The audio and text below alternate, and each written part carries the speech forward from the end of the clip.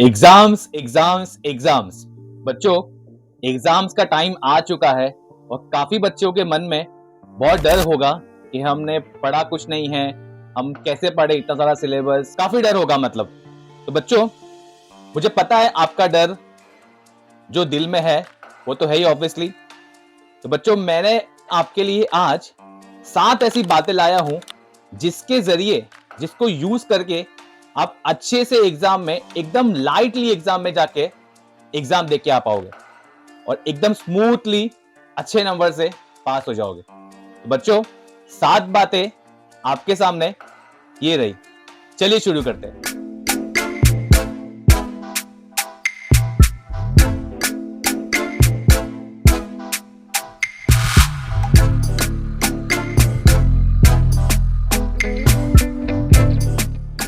बच्चों, फर्स्ट बात है, डिस्ट्रैक्शन लीड्स टू डिस्ट्रक्शन। बच्चों, मुझे भी पता है और आपको भी पता है कि अपने लाइफ में कितने सारे डिस्ट्रैक्शन है, ठीक है ना।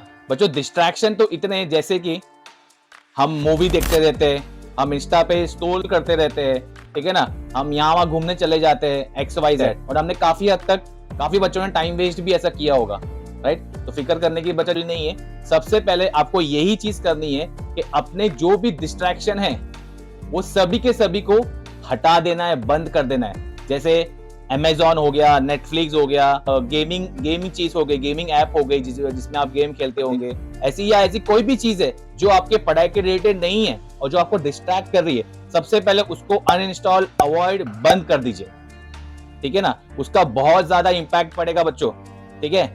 ये हुई पहली बात। दूसरी बात बच्चों, काफी बच्चे मुझे पूछते हैं कि सर, स्टडी का बेस्ट टाइम कौन सा है, कौन से टाइम पे हम स्टडी करें ताकि हमें सब कुछ याद रहे, हमारी स्टडी जो है वो इफेक्टिव रहे। तो बच्चों, मेरे 12 इयर्स के एक्सपीरियंस में ये पाया गया है कि सुबह का जो टाइम होता है, मींस 4 to 7 या 5 to 8, जिसको हम ब्रह्म मुहूर्त भी बोलते हैं बच्चों, ठीक है। ब्रह्म मुहूर्त में की हुई पढ़ाई वो ज्यादा इफेक्टिव होगी कंपेयर टू अदर आवर्स में। मतलब पूरे दिन की पढ़ाई से कंपेयर करके हम जो अगर ब्रह्म मुहूर्त में स्टडी करते हैं वो ज्यादा इफेक्टिव होती है बच्चों। इसीलिए हिंदू धर्म में देखा भी है कि अपने ऋषि मुनि जो है वो सुबह उठ के तपस्या, पूजा अर्चना वगैरह करते हैं, ठीक है ना, क्योंकि उनका वो जो सुबह की जो वाइब्रेशन होती है बच्चा, वो काफी हद तक अपने माइंड को इम्पैक्ट करती है, ठीक है ना। तो मेरा सजेशन यही रहेगा कि आप 4 to 7 या 5 to 8 की स्टडीज में आप स्टडीज करो। तीसरी बात बच्चों, ऑर्गेनाइज द स्टडी टेबल या ऑर्गेनाइज द स्टडी स्पेस। काफी बार देखा गया है कि जहां पे बच्चे स्टडी करते हैं वो स्पेस पूरा अनऑर्गेनाइज पड़ा हुआ है, काफी सारी बुक पड़ी हुई है, कैलकुलेटर यहाँ पड़ा हुआ है, पेन बिखरा हुआ है, पेपर यहाँ वहां पड़े हुए हैं। तो बच्चों, ये भी अपने माइंड में एक नेगेटिव इंपैक्ट क्रिएट करता है। तो बच्चों, जैसे बोलते हैं ना, अपने को स्वच्छ जगह पे रहेंगे तो अपने माइंड भी वैसा स्वच्छली, बोलते ना, एकदम पॉजिटिव माइंड, पॉजिटिव इफेक्ट रहेगा अपने माइंड के अंदर, वैसी चीज होती है, ठीक है ना। बच्चों, स्टडी टेबल को ऐसे ऑर्गेनाइज कीजिए कि जहां पे आपको सनलाइट आती होगी, जहां पे आपको फ्रेश एयर मिलता होगा। उससे क्या होगा, उससे ज्यादा और भी आप फ्रेश फील करोगे और आप ज्यादा चीजों को बेसिकली मेमोराइज कर पाओगे बच्चों, ओके। चौथी बात, take regular breaks from your studies. बच्चों, काफी बच्चों को मैंने ये देखा है कि 8-8 घंटे, 9-9 घंटे, 10-10 घंटे पढ़ते ही रहते हैं। बच्चों, ऐसा आपको बिल्कुल भी नहीं करना है। आपको 45 से लेके मैक्स टू मैक्स 1 आवर तक पढ़ना है। उसके बाद एक 5 to 10 मिनट्स का या 15 मिनट्स का आपको ब्रेक लेना है। आपको माइंड को आपके रिलैक्स देना है। बच्चों, आपका माइंड अच्छी तरह काम करेगा जब आप रेगुलर ब्रेक्स लेंगे। अगर आपने ब्रेक्स नहीं लिया तो आपके माइंड में, अगर सपोज कि आपने 9 घंटे पढ़ाई कर ली तो 9वें घंटे में आपने जो पढ़ा, ठीक है, वो तो आपको याद हो गया, पर आपने जो फर्स्ट घंटे में जो पढ़ा था, पहले घंटे में जो पढ़ा था, आपको वो बिल्कुल भी याद नहीं रहेगा, क्योंकि अपना माइंड उतना समय तक कैचअप नहीं कर पाता है, ठीक है ना। तो आपको क्या करना है, आपको बेसिकली सर्टेन ब्रेक लेने, रेगुलर ब्रेक्स लेने हैं आपके स्टडीज में। अच्छा, ब्रेक लेंगे तो क्या करना है सर, उसमें नेटफ्लिक्स नहीं देखना है, Amazon नहीं देखना है, गेम्स वगैरह नहीं खेलना है।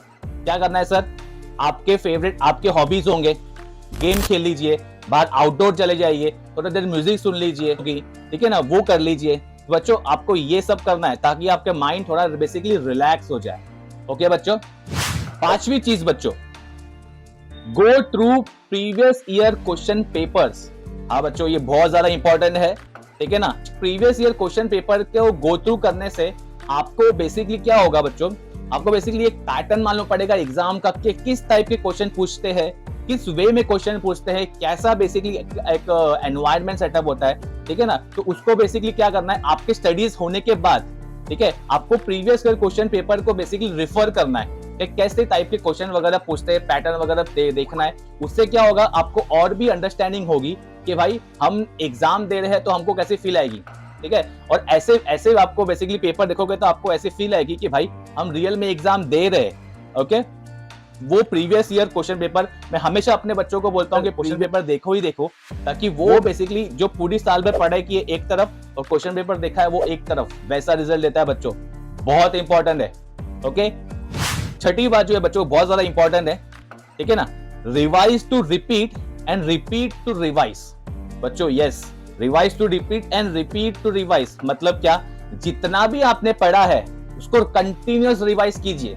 रिवाइज करने से क्या होगा सर, एक लेयर बनती है बच्चों, एक माइंड में आपके लेयर बनती जाती है। बेसिकली आप बार बार वो चीज को रिपीट रिपीट रिपीट करते जा रहे हो तो आपके दिमाग में वो बेसिकली फीड अप होते जा रहा है, आपके सबकॉन्शियस माइंड में बेसिकली वो फीड होते जा रहा है, तो वो आपको बहुत ज्यादा हेल्पफुल करेगा।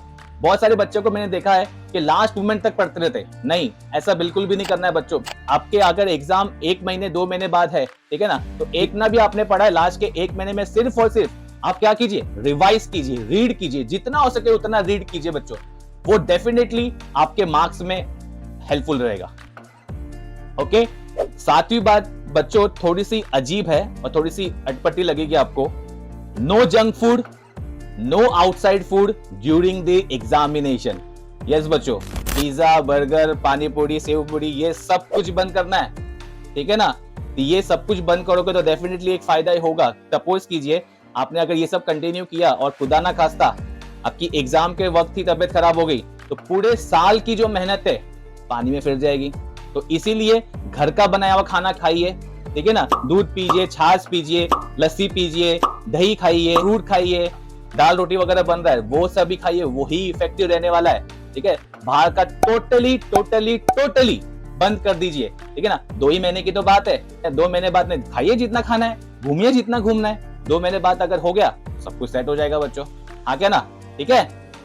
और बच्चों एक लास्ट बात, एक सलाह देना चाहता हूं बेसिकली उन सभी पेरेंट्सों को भी देना चाहता हूं और सभी बच्चों को देना चाहता हूं कि it is just a exam, ये सिर्फ एक एग्जाम है, टेक अ चिल पिल, ठीक है ना, एकदम चिल रहना है, अपने को एकदम रिलैक्स रहना है, एकदम हंसते खेलते एग्जाम को देना है बच्चों, एकदम जरा भी पैनिक नहीं होना है, जरा भी टेंशन नहीं लेना है। जितना आपने पढ़ा है, जितना आपने जो भी रिवाइज किया है वो ही आपको याद रखना है बेसिकली, जरा भी एकदम घबराना नहीं है, ठीक है ना। इससे डेफिनेटली बेटा एक माइंड को एकदम रिलैक्सेशन मिलेगा, माइंड एकदम रिलैक्स करना है और उससे क्या होगा, आपको आपके एग्जाम्स में अच्छे मार्क्स डेफिनेटली आने में हेल्पफुल होगी, ठीक है ना। बच्चों मैं आशा करता हूं कि आपको ये वीडियो यूजफुल लगी होगी। मैं अपनी तरफ से, मैं अपने पूरे परिवार की तरफ से, ठीक है ना, अपने टीम की तरफ से मैं आप सभी को शुभकामनाएं बोलना चाहता हूं, ठीक है ना। All the very best. मुझे पूरी उम्मीद है आप अच्छे मार्क्स से पास होगे और आपके पेरेंट्स का, आपके टीचर्स का, सबका नाम रोशन करोगे। एक बात हमेशा याद रखना, 1 sheet of paper cannot decide your future. All the very best. जय हिंद बच्चों। Don't play with it, don't be dishonest. Ay, still not understand.